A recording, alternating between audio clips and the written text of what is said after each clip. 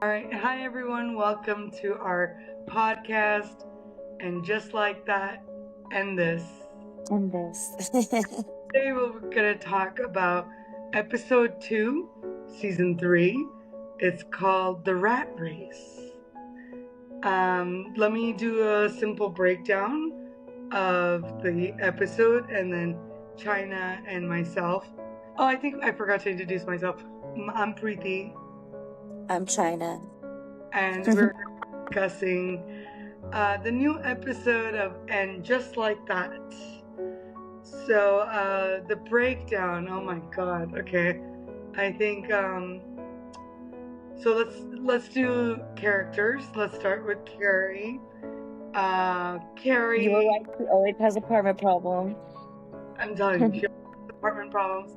So Carrie is dealing with a rat problem in her townhouse, her new townhouse. She is also dealing with communication issues with Aiden, but Aiden surprises her by coming back and spending a night or maybe a couple of nights with her, and we'll get back to that as well. Also, basically, the only thing other than that happens with Carrie is she hires this supposedly hot guy to now rebuild her rat-infested backyard. Garden. Yeah. Seema's character meets a matchmaker and who suggests that she does a dramatic makeover plus tone herself down to not being a boss bitch to get a man. Charlotte and Lisa are dealing with some mom issues where they're trying to figure out who to hire, or trying to hire a Ivy League consultant to help their children get into Ivy League schools, and literally that's all that happens in their world. Lastly, Miranda again is new to being a lesbian, has no idea when a woman is hitting on her and just existing and being nice to her, and she Exactly. mistakes a waitress's interest in a reality show that Miranda is watching, and she mistakes that as flirtation and approaches this woman and says, "Hey, will you go on a date with me?" And the woman's like, "Bro, just because I watch The Walking Dead doesn't mean I like zombies. Like, I'm watching this bisexual show doesn't mean I'm gay. I'm married and I have 2 children." And Miranda, I know, but can we just say though that like gay people, like it's not like I could look at someone and be like, oh, they're gay, where it's like obviously you're a zombie. Like I hated that though. Like okay, that was dumb. Because there's people in The Walking Dead. I mean, I kind of get what you're saying, but let me finish up. I mean, actually, there's nothing in that season. Like, and the episode ends with Carrie hiring this hot new lawn. What are they called? Lawn architects. A landscaper. A landscaper / architect who's going to rebuild her landscape, build her patio or whatever patio area. And basically that's it. That's all that happens. Like major points. I think good moments and not so good moments. But can I just say that I hate that guy. I'm sorry, what? I hate that guy. What guy? The landscaper. Oh, you already hate him? Oh my god, yes. He is the bane of my existence. The way he dresses, he's a hipster, first of all. And like the whole thing where he's like, don't ask, the whole shirt thing, he's like, I don't know you well enough. It's like, then why are you wearing a shirt? Like, people are obviously gonna go up to you and ask you, what does that mean? I know. I And think all day long, you're gonna say, I don't know you. It's like, that is so lame. I hate him. I and hate that everything about him. he tells about it later is even less cool. Yeah, it Like, wasn't even anything serious. like it was nothing. It was less than nothing. It wasn't like, oh, my, like I toured with this, or I used to do drugs, or I don't know, Right. There was no secret, no anything that intimate detail that, like, yeah, like, there was nothing that he could have said that, like, would have been like, yeah, that's why I wear this t-shirt. And I would have been like, oh my God. Sorry, I asked. make such a big deal about it, to be like, I don't know you well enough. Like, it turns out that was his band or something. Yeah, he Like, was so rude. like, okay, bro. Like, Yeah. it was your band. It's not that much of a story there. Yeah, and then also when Carrie was like, when he had the cat or whatever, and then Carrie was like, oh, sorry, I just expected that you were in a truck, like would be in a truck or something, right? And he goes, well, I didn't get the job yet. I don't even know if I have the job. And it's like, okay, you can't, that means you don't drive around in your work truck to look at things? Like, that was so bizarre and rude. I think overall, I don't really care for that. But I think the dialogues overall are not so great in this. Not how people talk. Yeah, and also, like, let's go back to, like, Carrie. Carrie's, like, what did you think about Carrie's story in this episode? Oh, with Aiden? Yeah. And everything? Well, I think it's ridiculous that it's like, I agreed with her when they sat down and they were eating breakfast, and she was like, I just don't know what to do because he's giving mixed signals. 1 minute it's no contact for 5 years. Yeah. And then it's like, okay, he called to have like a little like phone sex or whatever, and then that obviously means they could communicate. They've been texting, but it's like she doesn't know she's gonna be annoying by like texting too much, and she doesn't know. Like, I feel that, like, that would be like, I actually agree with Carrie. Like, tell me what it is that we're doing here, because I have no idea, and clearly you don't either. Yeah, I'm really glad they put this scene in, because I think this was the most real scene in the last couple of episodes. It seemed real, it seemed organic, because that would be something I would ask my supposedly love. Hey, like, I thought we are not supposed to be in contact. Like, what is going on with our relationship? Like, are we in contact when you want it, or when I? Like, how is this working? And I'm glad Aiden also pointed or said that, yeah, I overreacted, or like, I kind of owned his, which is true, because he did overreact, because children are always going to have some problem, especially teenagers. They're gonna do dumb things. That doesn't mean you stop dating or stop being with the person that you love because, oh, my child needs me for the 2 hours that they're home. Like, that is nonsense. That's not realistic. It's not fair. And I'm really glad that they had this scene. I was really surprised, honestly. I thought they were gonna brush past it and just like, Carrie just lives in this la la land. Yeah. Oh, Aiden loves me and we're together, but we're not talking. Yeah, so, exactly. It's like, we get it. Like, your son was in the hospital, 100% go be with him. But once he's like recovered, and or like, why couldn't Carrie go down there sometime? Like, it's just so like not realistic.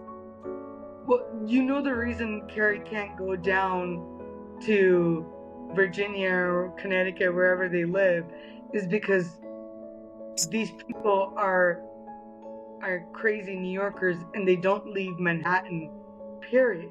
We know this about Carrie and everybody's character, that they don't leave. They're the people that they hate, which is New Yorkers who have never left New York, don't Yeah. like New York, don't like anything other than New York.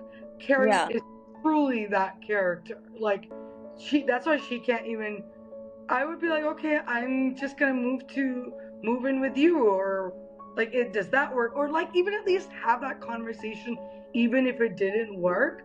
Like, Yeah. can I, like, if you need to be there, should I move with you? But like, there's Or absolutely no reason for Carrie to be still living in New York.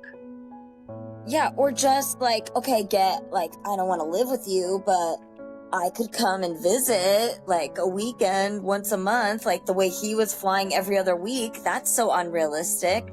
Once a month, she could go down there is way more like plausible. It's too urban for her. Come on. This woman is a woman who got tired of being in Paris. I know. After being in Paris, in 1 week she was crying in the original series about being so far away from her friends. And in 1 week she did all of Paris and all of the museums, and she was homesick. So this woman cannot leave Manhattan. Yeah. She only wants to live in Manhattan. So I'm sure she didn't even offer or even think about this as a situation or like as a solution to their problem. She did go to Virginia though one time, remember? Yeah, one time. I know. One time. She Yeah. did. It's the same thing. She went one time and was like, there you go, never have to go again because I know. only once, you know? Yeah, I did it. I did it. I know. Yeah. I mean, that's her MO. I mean, she doesn't like other than Manhattan. Let's be real. Yeah. What did you think about Charlotte and LTW's storyline? Yeah, Lisa. I love Lisa and her, honestly. When they're together, they make me laugh. Like, I think they're like super cute, like best friends. I love that for them. And yeah, I think they're the comedy relief sometimes. Like, Lisa has her serious moments, you know, like when she was pregnant last season. And Charlotte with like getting back to work and refinding herself. But for the most part, they're the comic relief, you know? Like, they're so funny together. I don't know. I hate them sometimes, but then I don't because it's like, you know, it's funny. They're funny. The three of them, Anthony, Charlotte, and Lisa. They make me laugh, you know? I do agree with you on that. They are the comic relief in this series. Mm-hmm. This season, yeah. The punching bag sometimes. But honestly, I did not sign up for a show about moms. Like, I don't care if you can get your privileged ass kids into Ivy schools. I don't care. I don't care. Stop putting it down my throat. I don't want to see your mom lives. Like, this is not that show. And I get maybe, oh, what are they gonna do for them? What line are they gonna get? Like, is this all there is in a 56-year-old woman's life? No. Our children and being a helicopter parent and making sure your children go to Ivy League school? Is that what life is at 56? Is that all it is? Because if it is, I'm not looking forward to it. Like, I don't even have children and I'm not looking forward to that. That sounds terrible. Like, it sounds terrible. I mean, I didn't even know that was a thing. Oh, what do you mean? That's totally a thing. You can get one for even your high school. I mean, that's what that lady went to jail for. All these celebrities went to jail for. For like I assume like your high school counselor who like helps you get into like college. Like they don't like help you get into college. Like they just help you like, you know, tell you what you need to do to get into this school and like da da da da da. That's for us poor people who had Yeah. shitty counselors who barely wanted to do their job. No, rich people hire these highly uber like expensive consultants to help their kids get into Ivy League schools, and Yeah. usually consultants have like some kind of back channel or friendship with these administrators or acceptance, Gotcha. and therefore they know exactly what you should write on your application, exactly what you should say on your essay. Basically, they are like cliff notes, but like kind of working in cahoots with the Ivy League schools. But don't you remember the lady from Full House? Yes. That's what that was. Basically, she hired like somebody to basically get her children into Ivy League schools. Yeah, And they like lied about their skills. Like they lied and said they played volleyball or something and they didn't, or like rowing or something. consultants are doing, they're basically helping, helicopter parents Yes. fluff up their children's resume slash their essays so they can get into these Ivy League schools. And that's exactly the plot line. I mean, come on. I know this show has always had a lot of privilege, but that is like icing on the cake. Icing on the cake. And also, it's so boring. I don't want to see Mom. I know. I don't want to see Lily making out with her 18-year-old boyfriend. I know. I know. It's like we remember Lily when she was a baby. We don't want to see that. I don't want to see that. I don't care. I'm not watching this show about Lily and her Yeah. life. Like, I don't care. And also, I hated it when they were showing Brayden having sex. I was like, this is disgusting. Like, I don't want to see this. Not only that, maybe this is like a white people thing, but if my parents caught me making out with a man on the stairs, which is fine. Let's say no matter how liberal my parents, so funny. But I would not have been yelling at my parents and saying, "You interrupted my makeout time." Oh, and yeah. The mom apologizing, where Charlotte basically apologizes and is like, I'm sorry. What? I know. Bruh, this is why I don't want children on the show, because this is first of all, like, I don't think Charlotte's character would have reacted that way and said sorry in the first place. I think because they're PC and trying to be like the perfect mom who does everything, positive, does the right thing, supports all the way, and is completely on board with everything my child is doing, kind of thing. Like, that's not real. That's not real. It's not.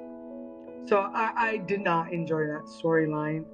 No, it's not believable. I don't know any child that talks to their parent that way. It's so weird to me. Like, I would be embarrassed. I'd be like, oh my God. I would like push that boy away from me if my parents like came in while we were making out or something.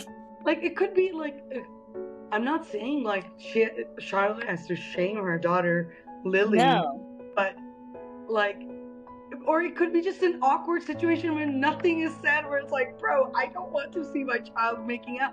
Why does it have to be like this?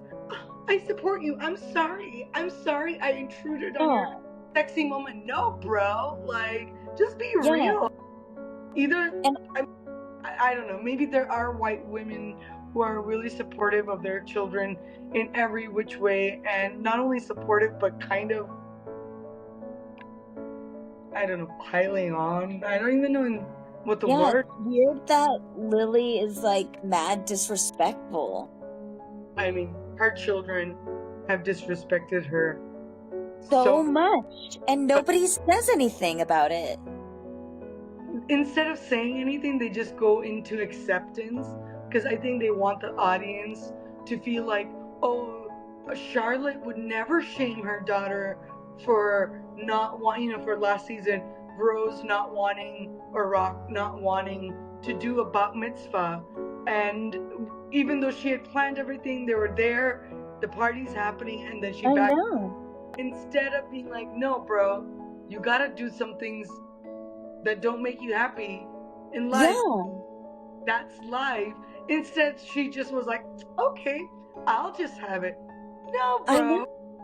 No, it's okay to tell your child to stop. You have to do something. Do something, because they're expected to. Like, I get it where they're trying to be like, oh, maybe children shouldn't be raised as they're expected to do things.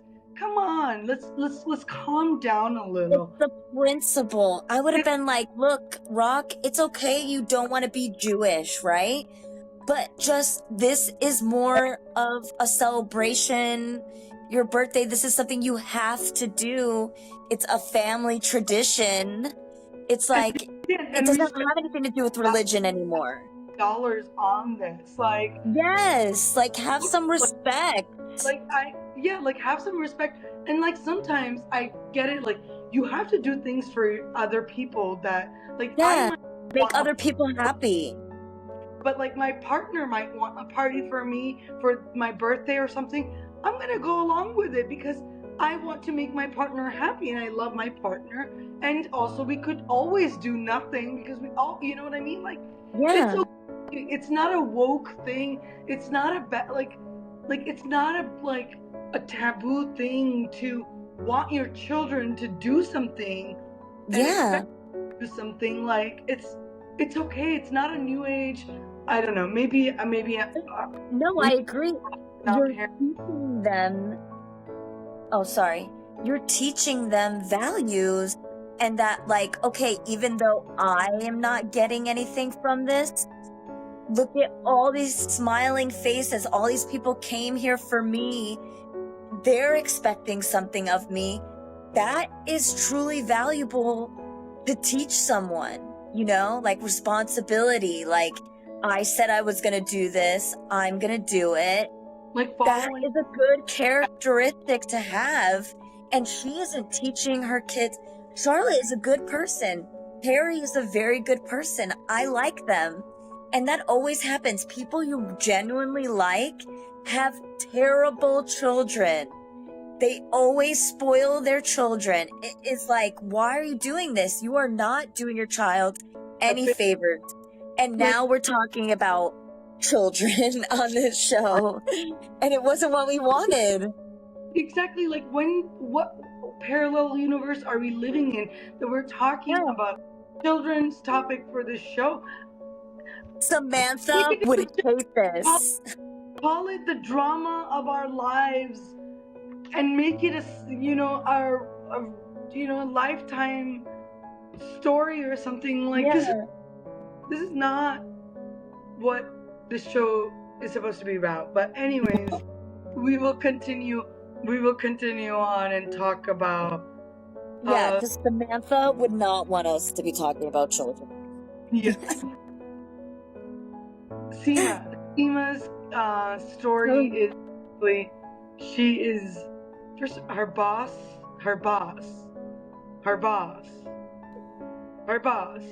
Yeah. Her up with a matchmaker. I thought that was cute.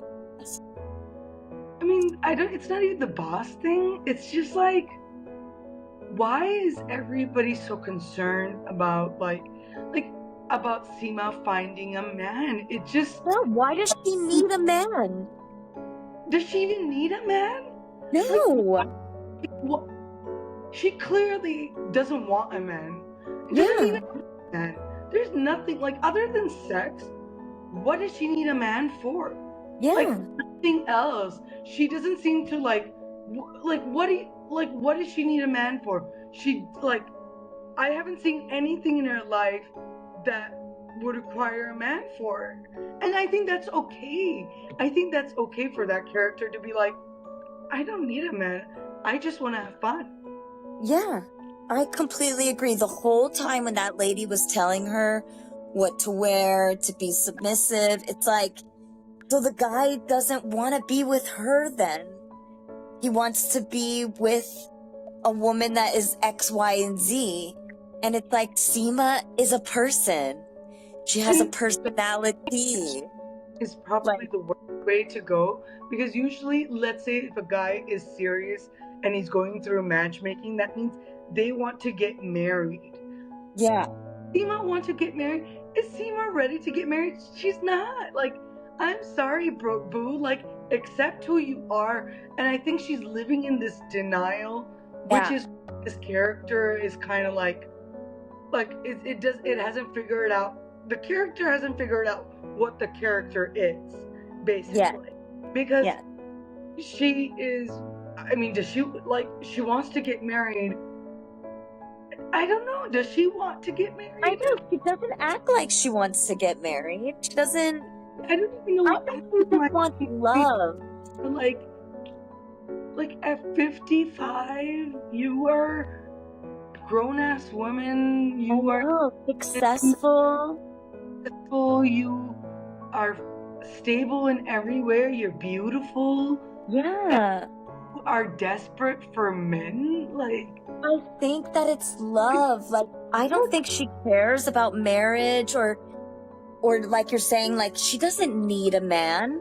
But like all of us, she just wants that real connection. And she's not going to find it with a matchmaker.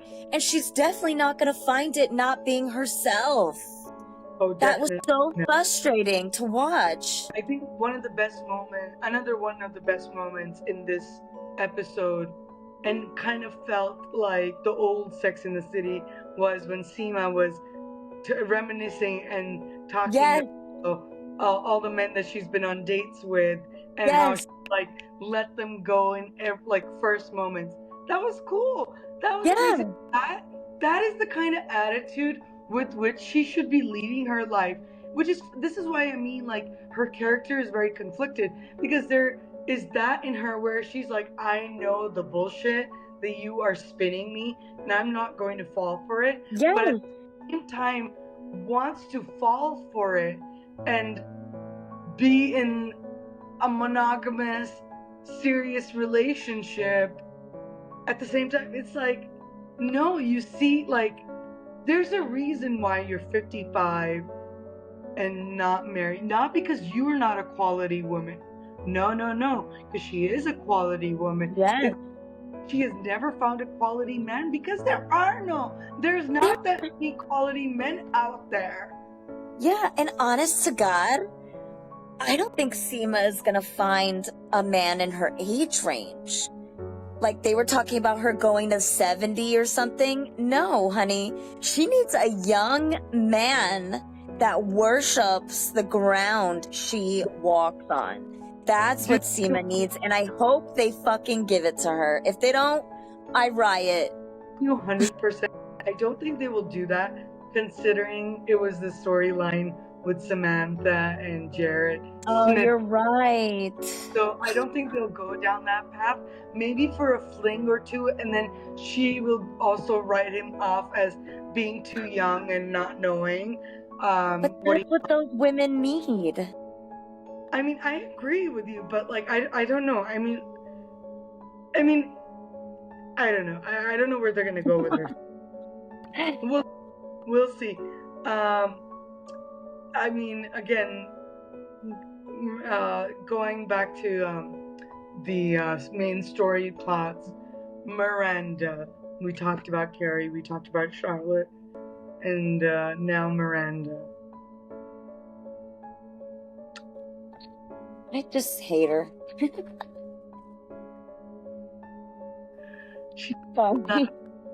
I don't even know how she became a lesbian in real life. She has no gaydar. She has no, like, just because a woman is talking to you and reminiscing, this is the same thing when a woman is nice to a man and she's like, yes, I was just thinking that. And the guy goes, oh, can I take you out on a date? Bro, I just said please and thank you. Like, it doesn't mean I'm trying to date you. It is literally the same exact as Yeah. that.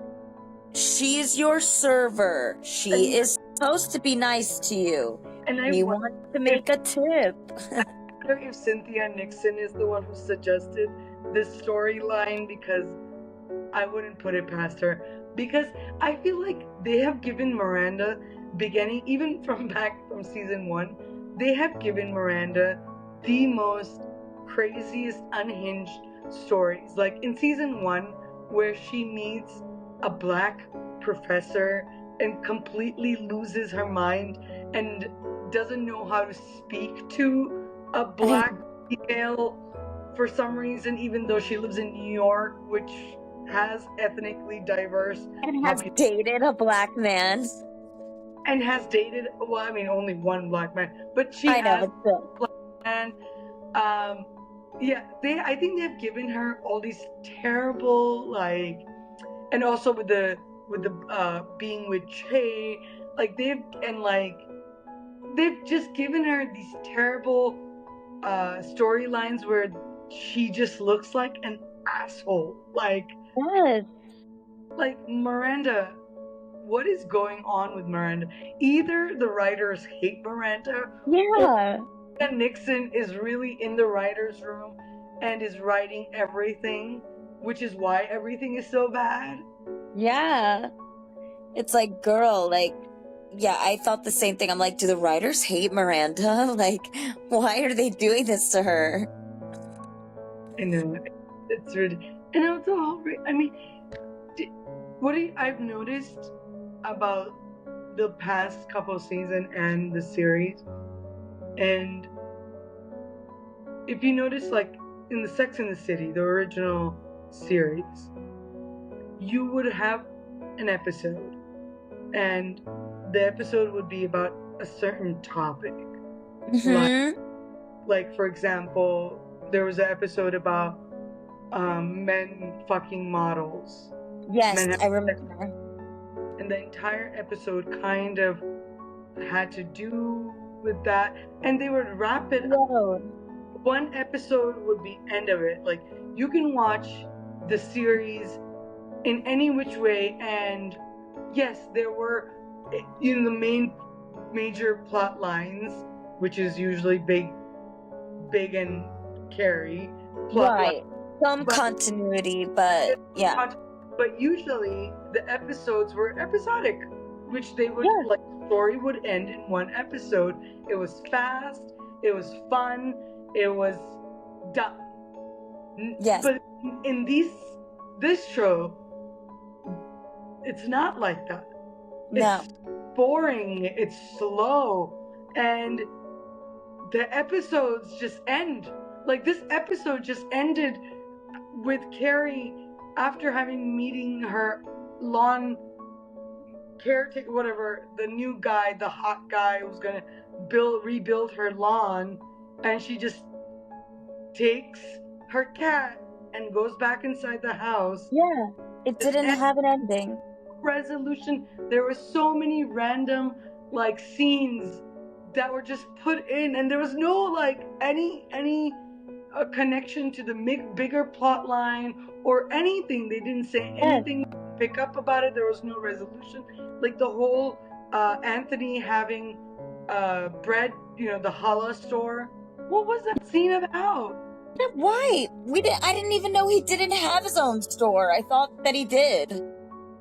Exactly. Like I didn't either. You're right. Now that I'm thinking about it, I thought he had his own store. Where was he giving out his bread from in last season? Yeah, it just was like a kitchen, I guess. But still, it's still, I don't know. It's dumb. I think it's dumb. Like so many scenes that didn't like have anything to do with anything. Like, you know what one of the main issues is? The thing with the whole magic of that Sex and the City was like they had so many random characters that would be there for just 1 or 2 episodes. And now it's like the main people, that's all they show. They don't ever, no one knew that is temporary comes in anymore. I think they are the other attorney Joy, that Miranda likes basically. Like, I mean, guess I meant in regards to as okay, remember the guy that was sleeping with the models and he would take the videos of them? mm, Like a more interesting character that had something happen to them that sets the tone of the episode, but isn't a main character, and then you never see them again. Like, yeah. that's what's missing, is those I agree with you. The supporting characters are terrible and have absolutely nothing to do with the plot. Like Carrie in the beginning of the episode meets up with her younger tenant? No, not tenant. Yeah, somebody the old roommate thing or whatever. Lizette, I think is her name. She's the designer. The neighbor. Was that episode? I don't care about Lizette's life. And then she okay, fine. Maybe they had Lizette coming in and there was something happening. It would make sense, but they never bring Lizette. Why are they trying to make Lizette a thing? I know. Stop trying to make Lizette happen. Since season 1, they're trying to make Lizette happen. Nobody cares about Lizette. We don't we don't know Lizette. I forgot she existed. What did she do? They only brought her in for one scene, and she never came back in the episode. And the episode had nothing to do with anything. That scene had nothing to do with the rest of the episode. Yeah. It is so boring. It is like watching nails on a chalkboard. It's like, okay, and what? Nothing happened. Nothing happened that was consequential. What was the episode about? The episode was so bizarre. Oh my god. Literally the episode was about Carrie doing her lawn.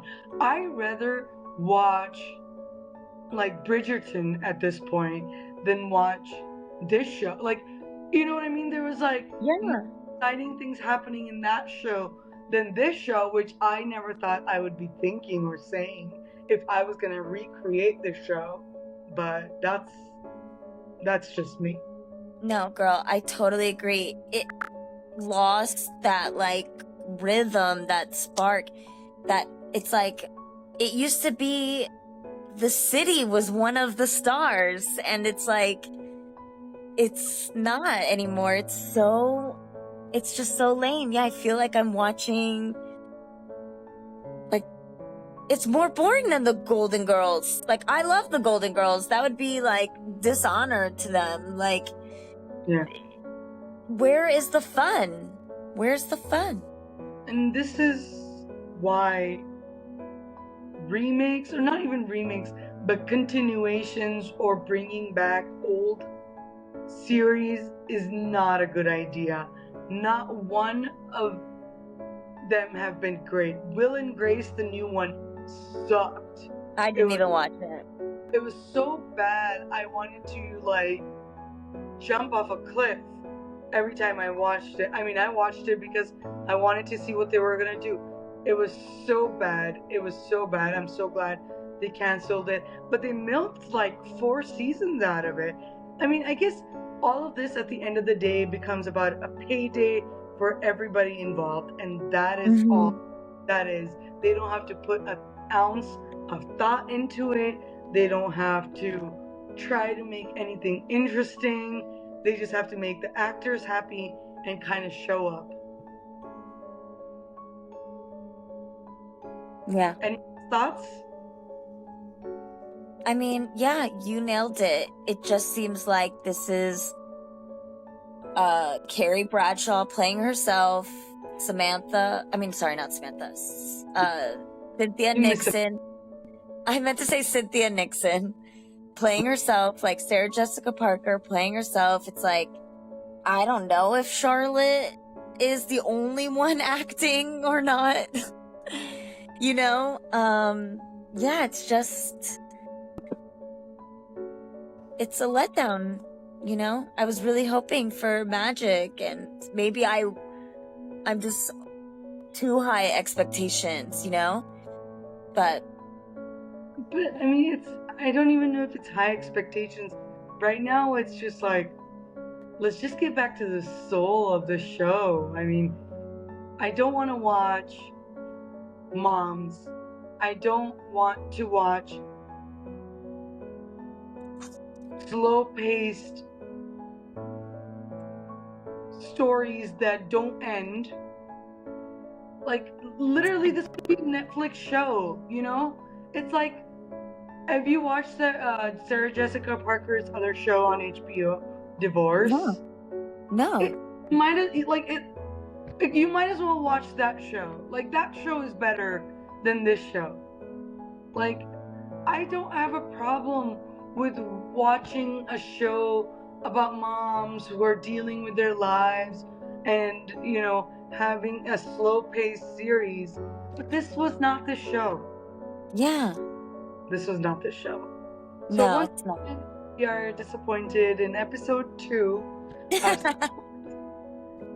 and just like that. So thank you for tuning in and listening to us hate on this show. Hopefully, And we want to like it. I want to like it. I know. I think we mentioned that a lot. We want to like it. And I did find something I did like. Well, 2 things I did like. I will leave off before we go.